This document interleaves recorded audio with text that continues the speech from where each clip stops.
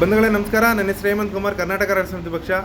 ಬಂಧುಗಳೇ, ಏನು ಜನ ಇವತ್ತು ಹೋರಾಟನ ಮಾಡ್ತಾ ಇದ್ದಾರೆ, ರೈತರು ನಿರಂತರವಾಗಿ ಹೋರಾಟ ಮಾಡ್ತಾ ಇದ್ದಾರೆ. ಆ ಹೋರಾಟಕ್ಕೆ ಬೆಲೆ ಕೊಡದೆ ಇವತ್ತು ಸರ್ಕಾರಗಳು ಭೂಮಿನ ಕಿತ್ಕೊಳ್ಳುವಂಥ ಕೆಲಸನ ಮಾಡ್ತಾ ಇದೆ. ಕೃಷಿ ಭೂಮಿನ ಸರ್ವನಾಶ ಮಾಡಿ ಅಲ್ಲಿ ರಿಯಲ್ ಎಸ್ಟೇಟ್ ಒಂದು ಹಬ್ಬು ಮಾಡಬೇಕು.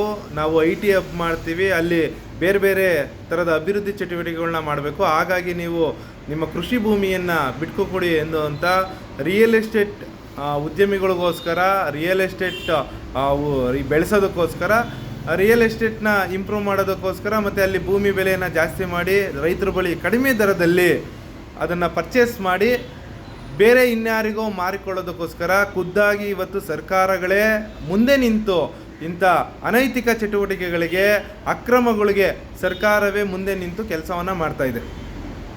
ಆದರೆ ಸುಮಾರು ಒಂದು ಬೆಂಗಳೂರು ಬೆಳೀತಾ ಇದ್ದಂಥ ಸಂದರ್ಭದಲ್ಲಿ ಯಾವ ರೀತಿ ರೈತರ ಬಳಿ ದಬ್ಬಾಳಿಕೆನ ಮಾಡಿ ದೌರ್ಜನ್ಯ ಎಸಗಿ ಭೂಮಿನ ಕಿತ್ಕೊತಾ ಇದ್ರು ಅಂದರೆ, ಈ ರಿಯಲ್ ಎಸ್ಟೇಟ್ ಉದ್ಯಮಿಗಳು ಏನು ಮಾಡ್ತಾಯಿದ್ರು, ಅವ್ರಿಗೆ ಕಣ್ಣಿಗೆ ಬಿದ್ದಂಥ, ಯಾಕೆಂದರೆ ರಾಜ್ಯಕ್ಕೆ ವಲಸಿಗರು ಹೆಚ್ಚಾಗಿ ಬರ್ತಾ ಇದ್ದಂಥ ಸಂದರ್ಭ.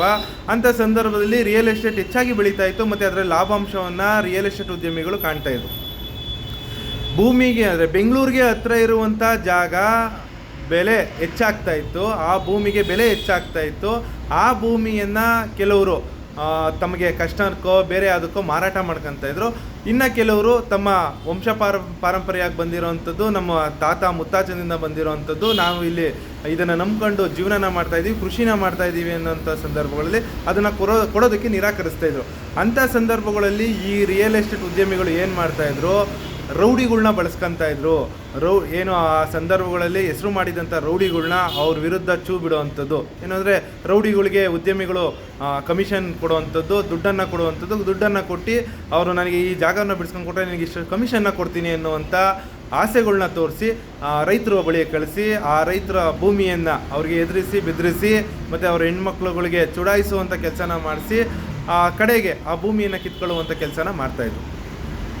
ಆದರೆ ಇವತ್ತು ಏನು ರಾಜ್ಯ ಸರ್ಕಾರ ಭೂಮಿನ ಕಿತ್ಕೊಳ್ಳೋದಕ್ಕೆ ಯಾರನ್ನ ನಮ್ಮನೆ ಬಾಕ್ಲುಗಳಿಗೆ ಕಳಿಸ್ತಾ ಇದೆ ಅಂದರೆ, ನಾವೇ ಸಂಬಳ ಕೊಟ್ಟು ನೇಮಿಸ್ಕೊಂಡಿರುವಂಥ ಸರ್ಕಾರಿ ಅಧಿಕಾರಿಗಳನ್ನ ಕಾನೂನಿನ ಮುಖಾಂತರ ಕಳಿಸುವಂಥ ಕೆಲಸ ಮಾಡ್ತಾಯಿದ್ದಾರೆ. ಯಾಕೆ ಈ ಕೆಲಸ ಮಾಡ್ತಾ ಇದ್ದಾರೆ ಅಂದರೆ, ನಾವು ಈ ಹಿಂದೆ ಹೇಳಿದಂತೆ ರಿಯಲ್ ಎಸ್ಟೇಟ್ ಉದ್ಯಮಿಗಳಿದಾರಲ್ಲ, ರಿಯಲ್ ಎಸ್ಟೇಟ್ ಉದ್ಯಮಿಗಳು ಏನು ಮಾಡಿದ್ರು, ರೌಡಿಗಳ್ನ ಕಳಿಸ್ತಾಯಿದ್ರು. ರೌಡಿಗಳ್ನ ಕಳಿಸ್ಬೇಕಾದ್ರೆ ಒಂದಷ್ಟು ಜನ ಏನು ಮಾಡ್ತಾಯಿದ್ರು, ಉದ್ಯಮಿಗಳ ವಿರುದ್ಧ ತಿರುಗಿ ಬೀಳ್ತಾಯಿದ್ರು, ಪೊಲೀಸ್ ಸ್ಟೇಷನ್ಗಳಿಗೆ ಹೋಗಿ ಕಂಪ್ಲೇಂಟ್ ಕೊಡ್ತಾಯಿದ್ರು. ಇದರಿಂದ ಒಂದಷ್ಟು ಭಯ ಸ್ಟಾರ್ಟ್ ಆಯಿತು ಉದ್ಯಮಿಗಳಿಗೆ. ನಾವು ಹೀಗೆ ಮುಂದುವರೆದ್ರೆ ಜನ ತಿರುಗಿ ಬೀಳ್ತಾರೆ, ಯಾಕೆಂದರೆ ಹೋರಾಟಗಳನ್ನ ಮಾಡ್ತಾರೆ, ಸಂಘಟನೆಗಳು ಜಾಸ್ತಿ ಆಯಿತು, ರೈತ ಸಂಘಟನೆಗಳು ಜಾಸ್ತಿ ಆಯಿತು, ಜನ ತಿರುಗಿ ಬೀಳಕ್ಕೆ ಸ್ಟಾರ್ಟ್ ಆದರು. ಆಗ ಉದ್ಯಮಿಗಳು ಏನಾದ್ರು ಒಂದು ಕುತಂತ್ರ ಮಾಡಬೇಕಲ್ಲ, ಅಂಥ ಸಂದರ್ಭಗಳಲ್ಲಿ ಏನು ಮಾಡಿದ್ರು, ರೌಡಿಗಳ್ನ ಚುನಾವಣೆಗೆ ನಿಲ್ಲಿಸುವಂಥ ಕೆಲಸನ ಮಾಡಿದ್ರು. ಅವ್ರ ಮೇಲೆ ಇನ್ವೆಸ್ಟ್ಮೆಂಟ್ ಮಾಡೋದಕ್ಕೆ ಶುರು ಹಚ್ಕೊಂಡ್ರು. ಅವರು ಗೆಲ್ಲುವುದಕ್ಕೆ ಹಣವನ್ನು ಖರ್ಚು ಮಾಡಿದ್ರು, ಅವ್ರನ್ನ ಗೆಲ್ಲಿಸ್ಕೊಂಬಂದರು. ಯಾಕೆ ಗೆಲ್ಲಿಸ್ಕೊಂಬಂದರು, ರಿಯಲ್ ಎಸ್ಟೇಟ್ ಉದ್ಯಮದಲ್ಲಿ ಬಹಳಷ್ಟು ಹಣವನ್ನು ಕಂಡಿದ್ದಂಥ ಇವರು ಮತ್ತೆ ಉದ್ಯಮ ಮಾಡಬೇಕು, ರಿಯಲ್ ಎಸ್ಟೇಟ್ ಮಾಫಿಯಾ ಮಾಡಬೇಕು, ಭೂಮಿನ ಕಿತ್ಕೊಳ್ಳುವಂಥ ಕೆಲಸನ ಮಾಡಬೇಕು. ಅವರು ಕೇಳಿದಷ್ಟು ಹಣಕ್ಕೆ ಭೂಮಿನ ಕೊಡುವಂಥ ವಾತಾವರಣ ಸೃಷ್ಟಿಯಾಗಬೇಕು. ಆಗ ಮಾತ್ರ ಇವರು ಬದುಕೋದಕ್ಕೆ ಸಾಧ್ಯ. ಯಾಕೆಂದರೆ ಇವಾಗ ಒಂದು 1000 ರೂಪಾಯಿ ಅಡಿ ಓಡ್ತಾ ಇದೆ ಅಂದರೆ ಇವರು ಒಂದು 500 ರೂಪಾಯಿ ಕೇಳ್ತಾರೆ. ಮಾರ್ಕೆಟ್ ರೇಟ್ 1000 ರೂಪಾಯಿ ಇದ್ದರೆ ಇವರು 500 ರೂಪಾಯಿ ಕೊಡಬೇಕು. ಅದನ್ನು ಜನ ಒಪ್ಕೊತಾರೆ. ಇವಾಗ ಕಾನೂನು ಸ್ಟ್ರಾಂಗ್ ಇದೆ, ಜನ ಕೇಳಲ್ಲ, ಕೋರ್ಟ್ಗೆ ಹೋಗ್ತಾರೆ, ಪೊಲೀಸ್ ಸ್ಟೇಷನ್ಗೆ ಹೋಗ್ತಾರೆ ಅಂತ ಏನು ಮಾಡೋದಂತ ರಿಯಲ್ ಎಸ್ಟೇಟ್ ಉದ್ಯಮಿಗಳು ಏನು ಮಾಡಿದ್ರು, ರೌಡಿಗಳ್ನ ರಾಜಕಾರಣಿಗಳು ಮಾಡಿದ್ರು. ಈಗ ರಾಜಕಾರಣಿಗಳು ಏನು ಮಾಡಿದ್ರು, ತಮ್ಮ ದಣಿಗಳಿಗೆ ಒಳ್ಳೇದು ಮಾಡಬೇಕು, ನಮ್ಮ ದಣಿಗಳು ನಮ್ಮನ್ನು ಗೆಲ್ಲಿಸಿದ್ದಾರೆ, ನಮ್ಮ ದಣಿಗಳಿಗೆ ನಾನು ಏನಾರು ಮಾಡಬೇಕು ಅಂತ ಅಭಿವೃದ್ಧಿ ಹೆಸರಲ್ಲಿ ಭೂಮಿನ ಕಿತ್ಕೊಳ್ಳುವಂಥ ಕೆಲಸನ ಮಾಡ್ತಾ ಇದ್ದಾರೆ. ಇವತ್ತು ರೌಡಿಗಳು ನಮ್ಮನ್ನು ಆಳಕ್ಕೆ ಶುರು ಹಚ್ಕೊಂಡಿದ್ದಾರೆ. ಹಾಗಾಗಿ ಏನಾಗ್ತಾ ಇದೆ, ಇವತ್ತು 9,000 ಎಕರೆ ಕೃಷಿ ಭೂಮಿನ ಹಾಳು ಮಾಡಿ ಅಲ್ಲಿ real estate mafia, real estate ಅಂದರೆ ರಿಯಲ್ ಎಸ್ಟೇಟ್ ಉದ್ಯಮಿಗಳಿಗೆ ಬದುಕನ್ನು ಕಟ್ಕೊಡೋದಕ್ಕೆ ನಮ್ಮ ರಾಜಕಾರಣಿಗಳು ಮುಂದಾಗಿದ್ದಾರೆ. ಹೇಳ್ತಾ ಇದ್ದಾರಲ್ಲ, ಇವತ್ತು ಏನು ಹೇಳ್ತಾ ಇದ್ದಾರೆ, ನೀವು ಬಟ್ಟೆನಾರು ಹರಿಯಿರಿ, ನೀವು ಚಪ್ಪಲಿಲಾರು ಹೊಡೀರಿ, ಮೊಟ್ಟೆಲಾರು ಎಸ್ಕೊಳ್ಳಿ, ನನಗೆ ಅದೆಲ್ಲ ಮುಖ್ಯ ಅಲ್ಲ. ನನಗೆ ರೈತರು ಮುಖ್ಯನೇ ಅಲ್ಲ. 9,000 ಎಕರೆ ಕೃಷಿ ಭೂಮಿ ಮುಖ್ಯ ಅಲ್ಲ. ಮತ್ತು ಇನ್ನೇನು ಅಲ್ಲಿ ತೆಂಗಿನ ತೋಟ ಇದೆ ಅದು ಮುಖ್ಯ ಅಲ್ಲ, ಅಡಿಕೆ ತೋಟ ಇದೆ ಮುಖ್ಯ ಅಲ್ಲ, ಅದು ಬಂಜರು ಭೂಮಿ ಅಷ್ಟೇ. ನೀವೇನಾದ್ರು ಹೇಳಿ, ಎಷ್ಟು ಜನನಾರು ಕುರ್ಚಾಡಿ, ಎಷ್ಟು ದಿನ ಬೇಕಾದ್ರೂ ಹೋರಾಟ ಮಾಡಿ, ನೀವು ಇನ್ನೂ 500 ದಿವಸ ಹೋರಾಟ ಮಾಡಿ. ಇವಾಗ ಆಲ್ರೆಡಿ 450-460 ದಿವಸದಿಂದ ಹೋರಾಟ ಮಾಡಿದ್ದೀರಾ, ಅದು ನನಗೇನು ಬೇಕಾಗಿಲ್ಲ. ಇನ್ನೂ 500 ದಿವಸ ಮಾಡಿ.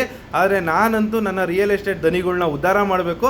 ನನ್ನನ್ನು ಯಾಕೆ ಅಂದರೆ ಅವ್ರು ಗೆಲ್ಸ್ಕೊಂಬಂದಿದ್ದಾರೆ, ಅವರು ನನ್ನ ಮೇಲೆ ಇನ್ವೆಸ್ಟ್ಮೆಂಟ್ ಮಾಡಿದ್ದಾರೆ, ನಾನು ಅದರಿಂದ ಜೀವನನ ಕಟ್ಕೊಂಡಿದ್ದೀನಿ.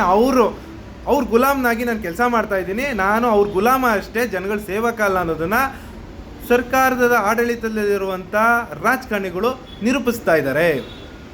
ಜನ ಎಚ್ಚೆತ್ಕೋಬೇಕು.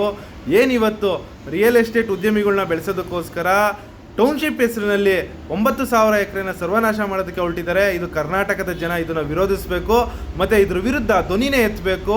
ಮತ್ತು ಈ ಪ್ರಾಜೆಕ್ಟಿಂದ ಸಾವಿರಾರು ಕುಟುಂಬಗಳು ಬೀದಿಗೆ ಬರ್ತವೆ, ಮತ್ತು ಪರಿಸರ ಹಾಳಾಗೋಗುತ್ತೆ, ಮತ್ತು ಅಲ್ಲಿ ಇರುವಂಥ ಕನ್ನಡಿಗರು ಹಾಳಾಗೋಗ್ತಾರೆ. ಬೇರೆ ಹೊರ ರಾಜ್ಯದಿಂದ ಬಂದಂಥ ಉತ್ತರ ಭಾರತದಿಂದ ವಲಸೆ ಬಂದು ಅಲ್ಲಿ ಜೀವನನ ಕಟ್ಕೊಂತಾರೆ, ಮತ್ತು ಅಲ್ಲಿ ನಮ್ಮ ಕನ್ನಡಿಗರು ಬದುಕೋದಕ್ಕಾಗಲ್ಲ, ಮತ್ತು ಉತ್ತರ ಭಾರತದವರ ದಬ್ಬಾಳಿಕೆ ಹೆಚ್ಚಾಗುತ್ತೆ. ಇದೆಲ್ಲ ಆಗಬಾರ್ದು ಅಂದರೆ ನಾವು ಆ ಕೃಷಿ ಭೂಮಿನ ಉಳಿಸ್ಕೋಬೇಕು. ಏನು 9,000 ಎಕರೆನ ಸರ್ವನಾಶ ಮಾಡಿ ರಾಜ್ಯ ಸರ್ಕಾರ ಒಂದು ರೌಡಿಗಳ ಥರ ವರ್ತನೆ ಮಾಡ್ತಾಯಿದೆ. ನಾವೇ ಸಂಬಳ ಕೊಟ್ಟು ನೇಮಿಸ್ಕೊಂಡಿರುವಂಥ ಪೊಲೀಸ್ನವ್ರನ್ನ, ಸರ್ಕಾರಿ ಅಧಿಕಾರಿಗಳನ್ನ ಬಳಸ್ಕೊಂಡು ಇವತ್ತು ರಾಜಕೀಯದಲ್ಲಿರುವಂಥ ರೌಡಿಗಳು ರಾಜಕೀಯದಕ್ಕೆ ಬಂದಿರೋದ್ರಿಂದ ಚೂ ಬಿಡುವಂಥ ಕೆಲಸನ, ಸರ್ಕಾರಿ ಅಧಿಕಾರಿಗಳನ್ನ ಚೂ ಬಿಟ್ಟು ಅವ್ರ ಕೆಲಸನ ಮಾಡಿಸ್ಕೊಳ್ಳುವಂಥ ರಿಯಲ್ ಎಸ್ಟೇಟ್ ಉದ್ಯಮಿಗಳನ್ನ ಬೆಳೆಸುವಂಥ ಕೆಲಸನ ಸರ್ಕಾರದ ಅಧಿಕಾರಿಗಳು ಮತ್ತು ಭ್ರಷ್ಟ ರಾಜಕಾರಣಿಗಳು ಮಾಡ್ತಾ ಇದ್ದಾರೆ. ಇದರ ವಿರುದ್ಧ ನಾವು ತೀವ್ರವಾಗಿ ಹೋರಾಟ ಮಾಡಬೇಕು, ಮತ್ತು ಅಲ್ಲಿರುವಂಥ ಕೃಷಿ ಭೂಮಿಯನ್ನು ಸಂಪೂರ್ಣವಾಗಿ ಉಳಿಸ್ಕೋಬೇಕು. ಮತ್ತು ಏನಿವತ್ತು ಅವರು 7 ಜನಕ್ಕೆ ಸಾಂಕೇತಿಕವಾಗಿ ಪರಿಹಾರ ಕೊಟ್ಟಿದ್ದಾರೆ, ಮತ್ತು 3 ಹಳ್ಳಿಗಳಿಗೆ ಡಿನೋಟಿಫಿಕೇಷನ್ ಅಂದರೆ ಅಂತಿಮ ನೋಟಿಫಿಕೇಷನ್ನ ಹೊರಡಿಸಿದ್ದಾರೆ. ಇದನ್ನು ರದ್ದುಗೊಳಿಸಿ ಕೂಡಲೇ ಆ ಟೌನ್ಶಿಪ್ ಯೋಜನೆಯನ್ನು ಕೈ ಬಿಡಬೇಕು ಅಂತ ರಾಜ್ಯ ಸರ್ಕಾರದ ಮೇಲೆ ಒತ್ತಾಯ ಇರಬೇಕು. ಹಾಗಾಗಿ ಪ್ರತಿಯೊಬ್ಬರು ಬಿಡದಿ ಟೌನ್ಶಿಪ್ ಇದೆಯೇ ಅದಕ್ಕೆ ಸಂಪೂರ್ಣವಾಗಿ ವಿರೋಧಿಸ್ರಿ, ಮತ್ತು ಅದರ ವಿರುದ್ಧ ಧ್ವನಿ ಎತ್ತಿ ಸರ್ಕಾರಕ್ಕೆ ಬಿಸಿ ಮುಟ್ಟಿಸುವಂಥ ಕೆಲಸನ, ಭ್ರಷ್ಟ ರಾಜಕಾರಣಿಗಳಿಗೆ ಬಿಸಿ ಮುಟ್ಟುವಂಥ ಕೆಲಸನ ಪ್ರತಿಯೊಬ್ಬ ಕನ್ನಡಿಗನೂ ಮಾಡಬೇಕಾಗಿದೆ. ಎಲ್ಲರೂ ಮಾಡ್ತೀರಾ ಅಂತ ಹೇಳ್ತಾ ನಾನು ಈ ವಿಡಿಯೋನ ಮುಗಿಸ್ತಾ ಇದ್ದೀನಿ. ಧನ್ಯವಾದ.